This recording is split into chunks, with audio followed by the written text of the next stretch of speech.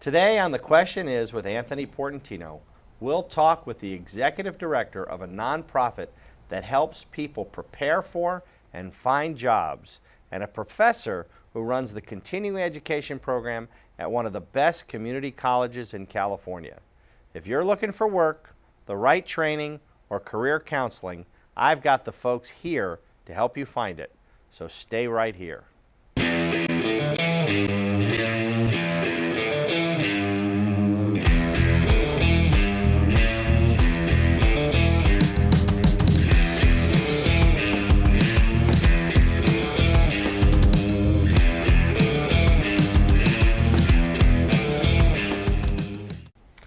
I am so pleased to be joined by Camille Levee, the Executive Director of Women at Work, a world-class nonprofit that helps train, retain, and place women looking for the right employment opportunities into those jobs.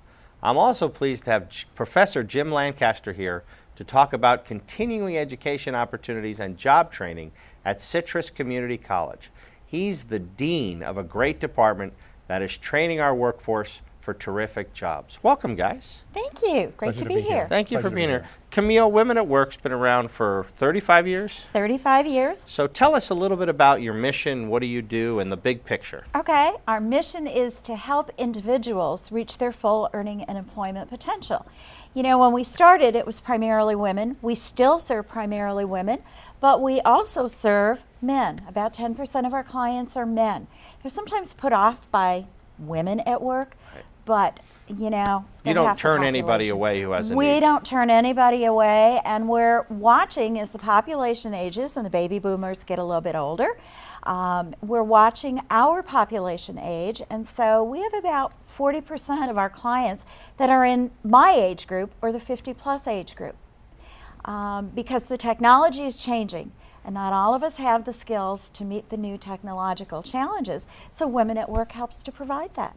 Right, and Jim, Citrus College has just turned 100 years old. That's correct. We're the oldest community college in LA County, the 5th oldest in the state of California, and we're celebrating our centennial this year. Right. Tell us a little bit about the department that you oversee. So I oversee all the continuing education at the college and also all of the career and technical education as well. So we're a fairly large department, multiple programs. The college has programs that are free. Some of the programs are free. Many of the programs are, of course, a low cost of $46 a unit. But we put people to work, and many of our programs are as short as 6 months from walking in the door to gaining employment. Others can be up to 2 years. I think that's one of the things that a lot of folks don't understand or aren't as intimately familiar with. It's not about 2 years or 4 years. I mean, certain jobs require a level of training, and you both help shepherd and steer people into those jobs with the right training. So, Camille, tell us a little bit about your demographic. Tell us about, you know, how Women at Work came to be what it is and where you're making a difference. Well, you know, you go back to 1979. That was a very different time. Women had been out of the workforce, raised families, and now we're coming back into what was becoming a computer generation, and they didn't have the skills. So we started with career counseling, also computer training, and then additional workshops on how to interview, how to do that cover letter, and of course resume. Over that time frame, again, things have changed. Now it's, what's your branding statement? How do you apply online and make that application stand out? And yet again, because of computers, you know, our most popular class is how to navigate the social media. So whatever it is, and our clients come from every level and spectrum, from the entry-level GED to the PhD, who are either looking for employment or who have decided that they want to move on up in that level and reach their full earning and employment potential. So would you say that a majority of your clients are people who are currently employed and looking for a new opportunity, or people who are unemployed looking for a job? It's about 50-50, Anthony. Our older demographic population are individuals who were either right-sized out or chose to retire and found out that retirement is not for them. Or they are raising their grandkids, and so they need that additional income. So they're looking to re-enter the workforce, but through career counseling, they want to try something new and different.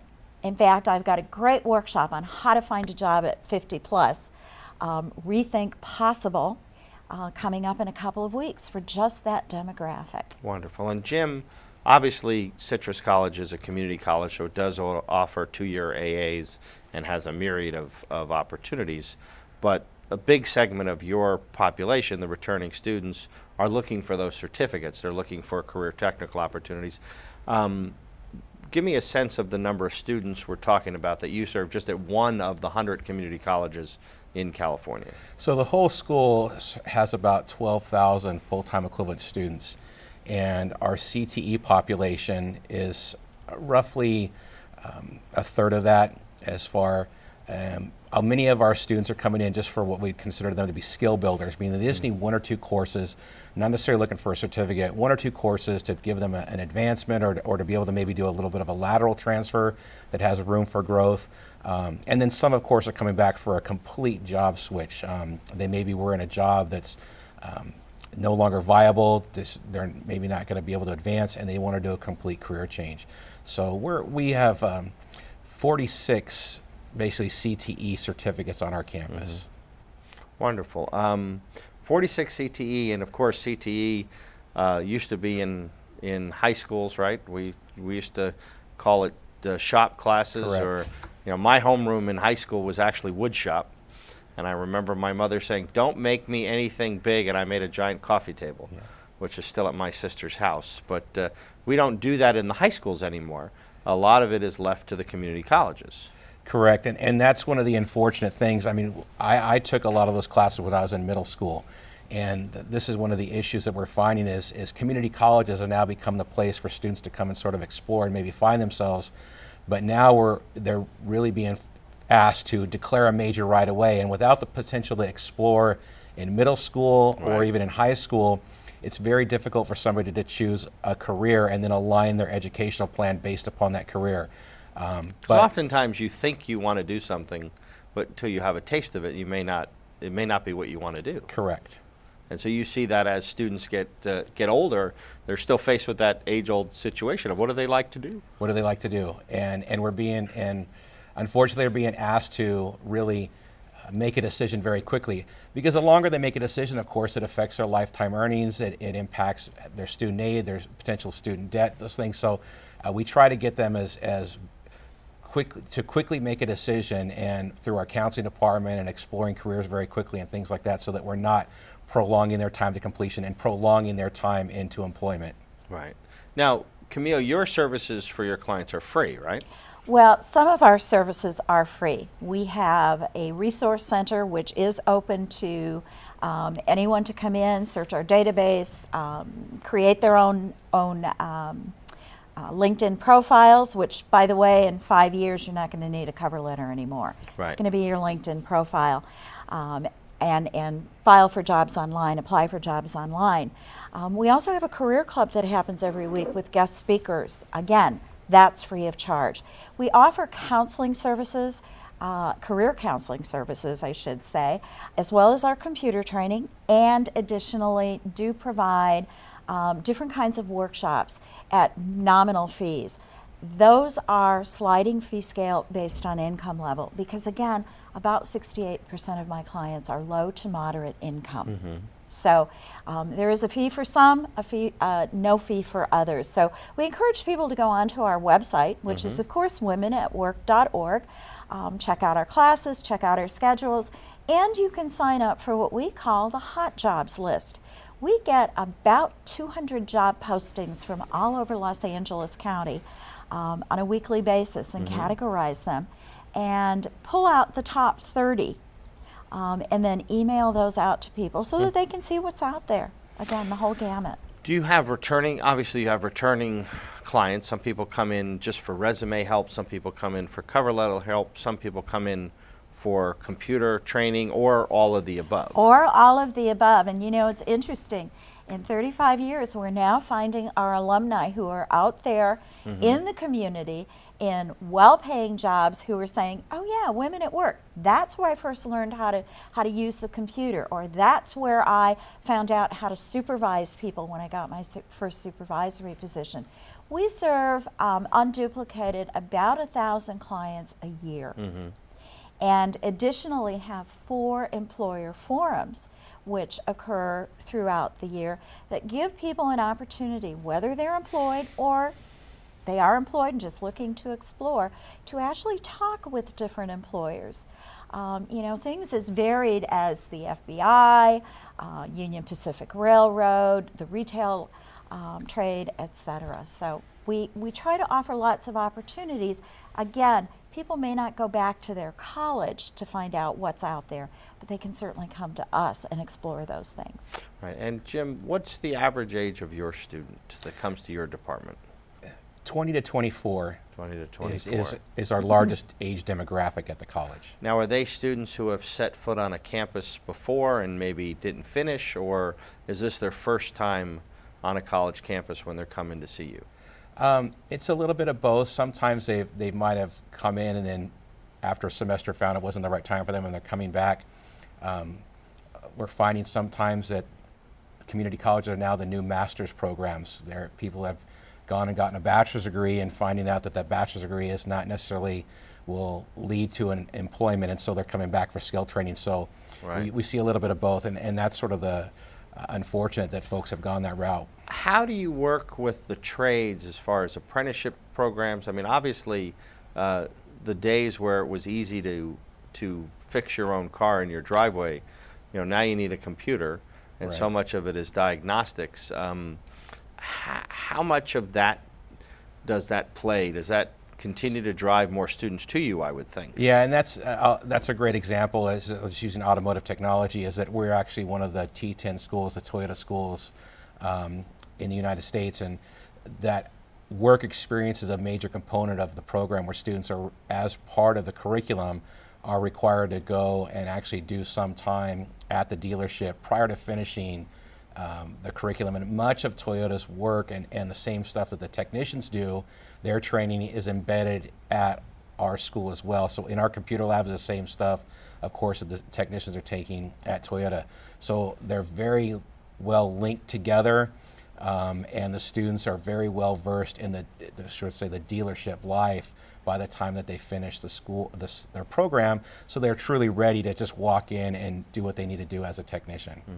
Now, one thing that would be interesting, do you help, sometimes you, at Women at Work, you may not have the service or the opportunity to meet the need of a particular student. I mean, obviously, if somebody walked in and said, I want to be trained as an auto mechanic, then we would refer certainly refer out. We collaborate with all different kinds of both educational and social service organizations.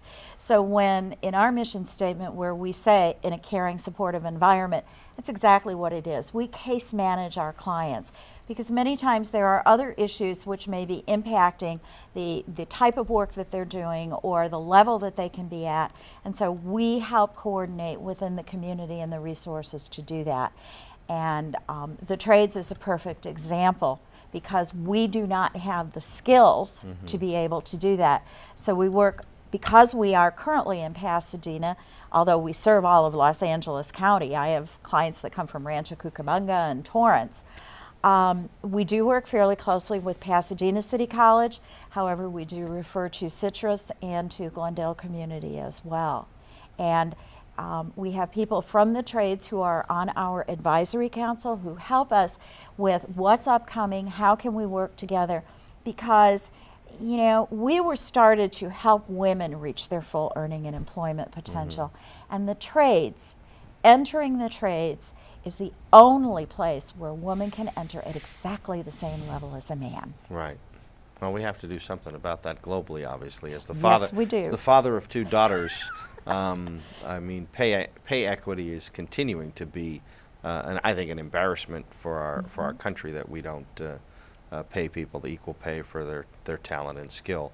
When we come back on The Question Is with Anthony Portantino, we're going to hear more about these 2 great programs and exciting job opportunities. Please come back.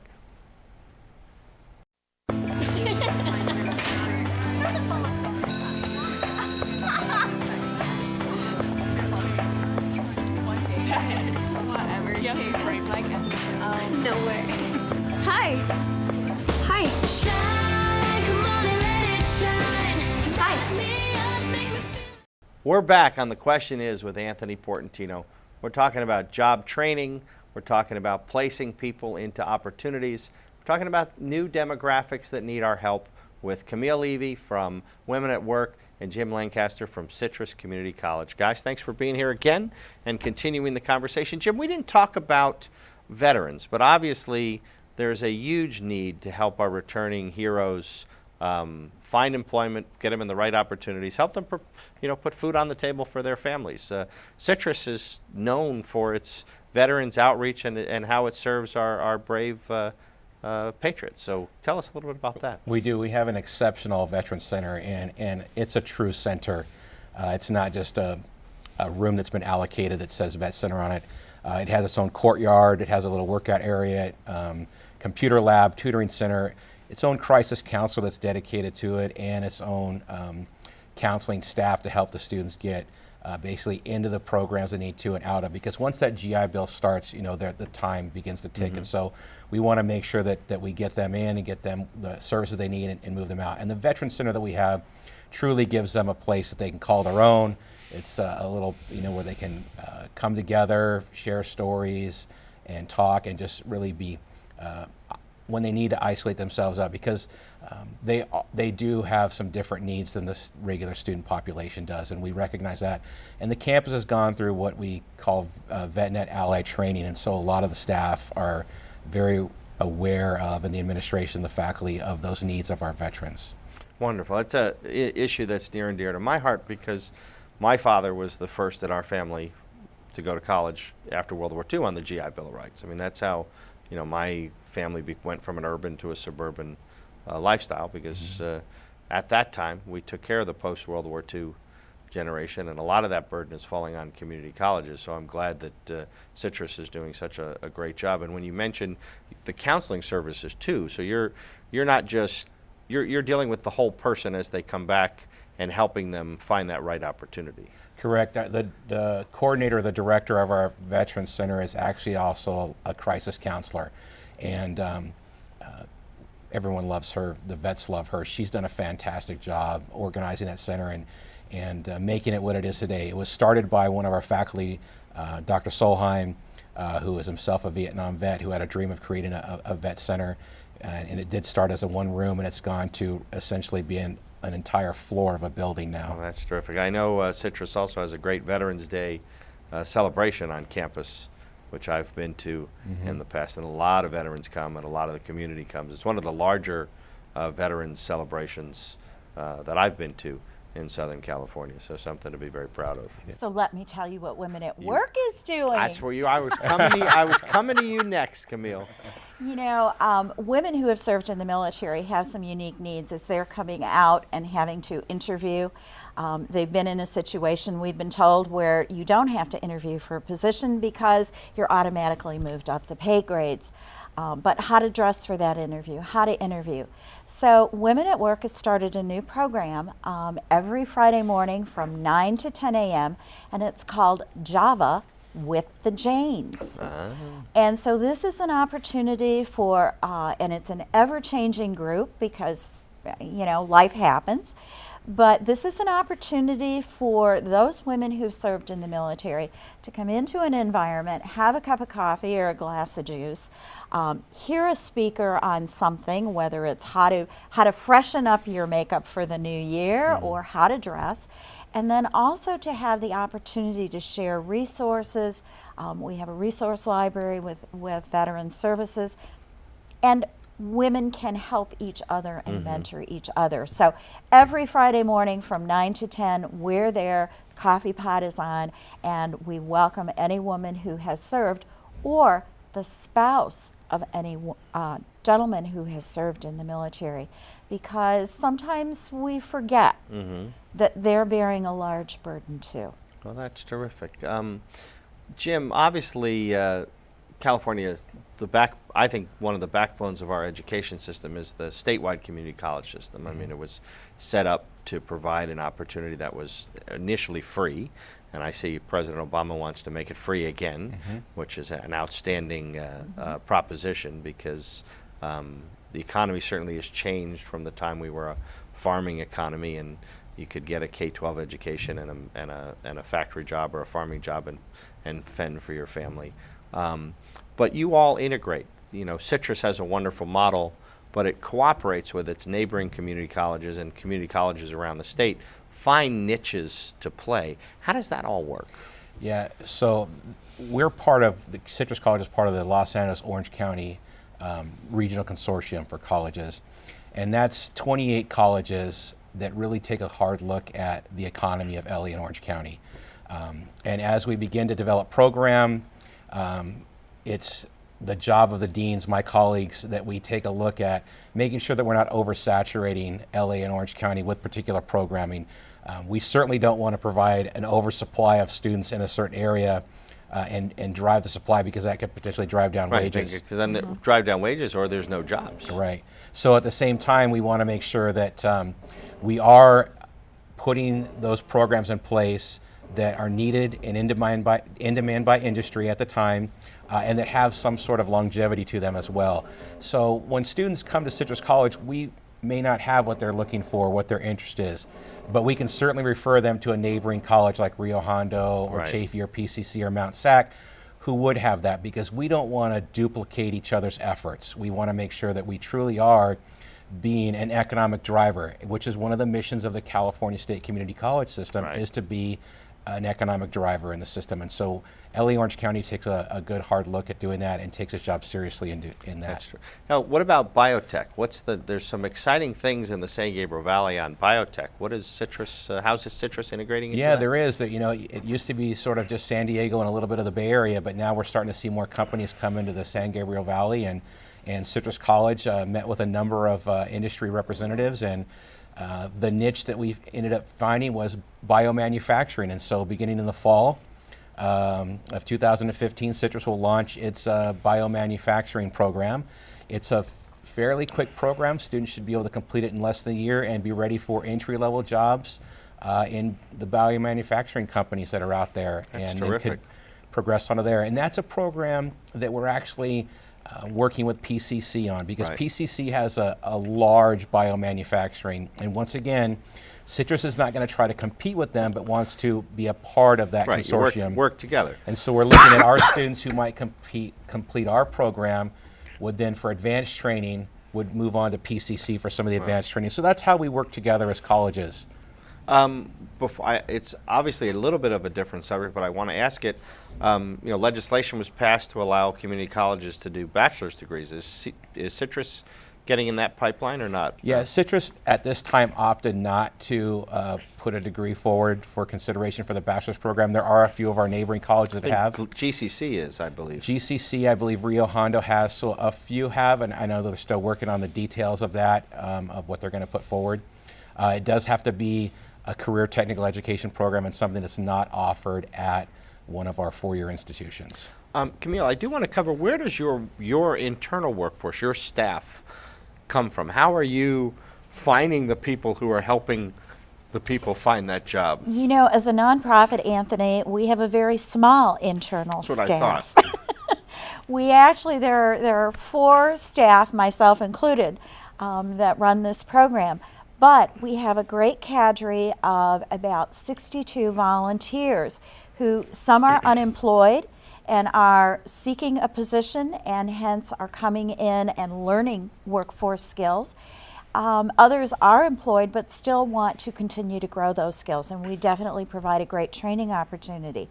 In addition, we collaborate with PCC fairly closely Let's turn this off because PCC, of course, is the closest, but they have an intern program that places interns in our office where we do some training. You know, sometimes the 20-somethings are absolutely fantastic when it comes to creating a flyer or Right. on the computer, but to be able to have those customer service skills is not. And you have a board of directors. I mean, you're a 501c3. Correct. You do a significant amount of fund development, fundraising to fund your operation. So walk us through a little bit about that. Well, we are always looking to increase our board of directors. We've just started. We took a little page from the educational institutions, and we now have an alumni group that is coming together to help pay it forward, whether it's in mentorship or financially. The board of directors is small but mighty. And looking to grow. We have 2 major fundraising events a year and then lots of small ones. Our gala, of course, in the fall, always recognized as a corporation that Your has board partnered. president is getting recognized tonight by one of the chambers of commerce. Uma is a rock star. Uma is a rock star. Uma Srivastrava ended her career, retired, and thought she was going to sit back. And she's been our board president, and she has a business that she runs as well. And she is being honored by the La Cañada Chamber as the Businesswoman of the Year. So we're excited about that. We are also kicking off a leadership league. You know, not everybody wants to be on the board of directors. Right. So this is a group of individuals that'll get together, you know, several times a year, have some fun. Their kickoff event is January 29th. And then be our ambassadors out in the community, because I have a big mouth, but I can't do it all. Right. So, Jim, it's exciting to be on the Citrus College campus. I mean, there's young people, there's retraining that's going on, and you're sort of right in that sweet spot because you see both cohorts of students. They change lives. It's a great place to be. Yeah, I would imagine it's some place that you get excited every day. Every day. And when I called you to tell your story, you were eager to tell the story. Is there any particular anecdote you want to share about somebody who came in looking for a path that you were able to provide that path for them, or you know, something that people can come home and say that inspires me to pick up the phone or drive over to my local community college to start my life over? Yeah, I mean, there's so many stories, and when you're at a graduation event at Citrus College and you see 1,000 students walk across the stage, or 1,400 students walk across stage, each one of those has a story, and there's tears in the audience, and it's just a great place to be. With the Women to Work, I'll just say that, you know, we do, in some of our programs, have a lot of non-traditional programs, and it's great to see some of those folks come back. And one of the great stories is we had a young lady who, when I was actually teaching before I became a dean, was in our automotive program. And she left and was very successful. Actually became an automotive engineer. Ended up being injured and could no longer do the engineering job. Came back and we got her to teach for us for a little bit.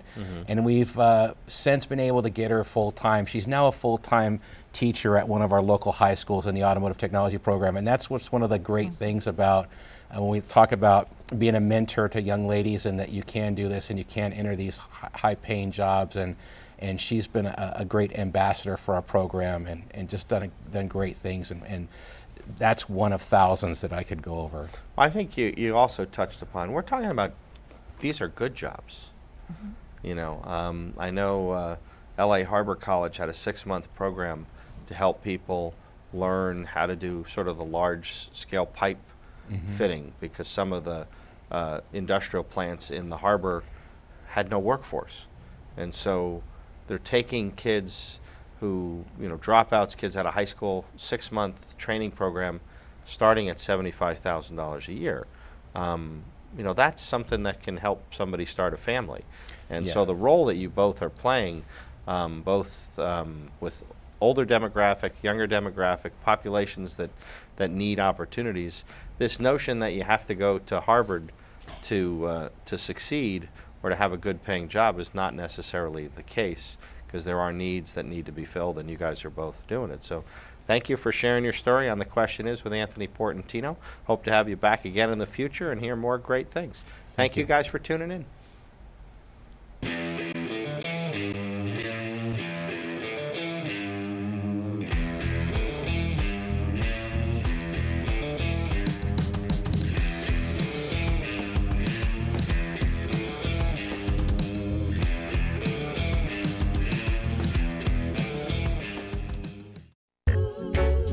Nothing ever gonna make this world better if we don't start believing that love really, really, really is the answer. Everybody join hands, 'cause town